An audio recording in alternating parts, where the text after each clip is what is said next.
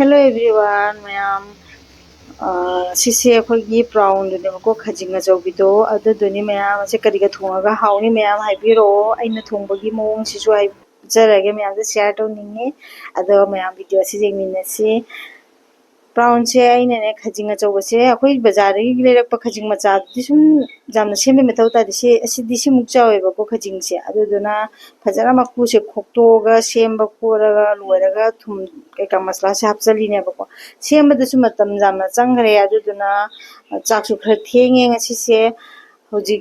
ऐ असिगा मुने मसला सु हापचले थुंगा जायंगा जीरा सुबा से हापचलगने फजना मसला से तोसलगा मेरिनेट तौरगा मिनिट 10 गुंबा तौरगा थमदोइनेबको असे थमिंगदा इंजांग से थोंगदा मचंदुमु आई सेमदोगा थमौरबनेबको अदो nga से गमोइने सेमगे हाबदा मकोक से फजना कथलगा लौथोखरे अदुगा मकु सुम फजना लौथोए अदुगा माई मयांग लेनसिगा अमुबा मरी मा चेनबनेबको अदुमु थांगना कथलगा मनुंगी मरी दुम लौथोइनेबको अदुमाइना फजना सेंगना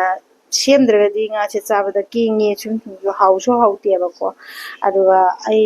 मास्टर ऑयल सु लेरमद्रेबको अदुदुना आई सुम रिफाइन ऑयल ले ngौसले ngasiगिसे अदुगा सुमाइना लोइना ngौरगा लौथोकचरे nga से लेरकप मतमददी जामना उयबको अदु मकुगा से लौथोखरगदी लौथोखिबा मकुगी सरुक्तुना हेना जामना थोखरे लेहोबा nga हेना लिकना लेहोयबको लेरकपगा मने ngौरगा थुरकपगी nga सिगा जाम खेनयबको अदु पानसे सेमदना चामदना लोयरे थाव से nga ngौबगी थावदो दुगा डायरेक्ट ngौसलगदी हावरोइदा माने खरा चितोगा थमबने हाइदि अतोपा खांग अमा दम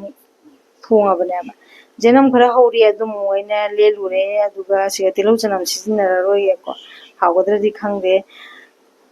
अदुगा पान से हापचलगा जेनम से पासफोरन खरमसु हावखरेको अदुगा बाय तोरा ngौमिनरे जाम कुइना ngौररोय अदुगा मसला खरा हापचलगे असिदि जायंग जीरा मरोय मरोयना हापकदबा मसला दो लोइना हापचलगा खरा मिक्स तौसलगा इसिंग दंगा थिटलगा थमिनेबको अदुगा हौजि असिसे पान ngौबसिगा हापचनदोइनेबा पान से थावसिगा कुइना ngौद्रे सिमाइना मसला से हापचलगा मसला सिगा nga ngौमिनरेनको ngौमिनरगा खजिंग हाइदि nga दो ngौथोगा थंबा nga दो अदु हापचलगा ngौदुनि थुमसिसु अइना हापचले चपचाबि चांगदा हाइदि पाननिने फुटोगा हापा पान नतबनिने मुन्नबगी जांग मुन्नबगिनेबको चाकसु थेंगबना लोरबनिको अदु खजिंगसिगा पुन्ना ngौमिनरगे मसला सिगा पान सिगा खजिंगसिगा हापचलगा ngौमिनरनि अदु nga मिनिट 2-3 गुंबा ngौमिनरगने अमकमु हापकदबि सिंगदुम हापचलगा आई ngौरगे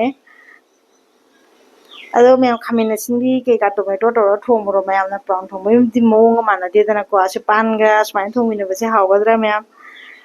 हावरोइद्रा हाइबिरो अदो इसिंग से हापचलगा फजना पान से मुनबो फावबगी फुटलागे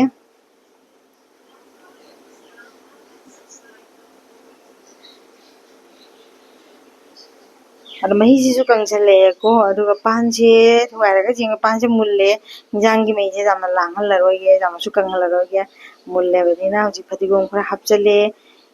इंजांगे थोंबो लोइसलगेबको सिगसु अदुगा आई खाइसु खाइदोकचरके इंजांगे पानसे और महीसे फक्चलेबा हेक्ता अदु ma'am ngase aina pan siga prawn siga thungse hagodro haidi ko khomite gi haina bale bini khajinga pan ga do khalaga ina sum pan go ina thungage haidara dum thongmuni ro ma'am aro ma'am gi mieng de pan siga thungse hawbirum da ma hawgada ba manbra ma'am aro khoi di chara bani na ne jamna so hawrame ba hinjang se ro ma'am da sum share tawning da aina si video se oina tang sangtak na oina laure ma'am thank you ma'am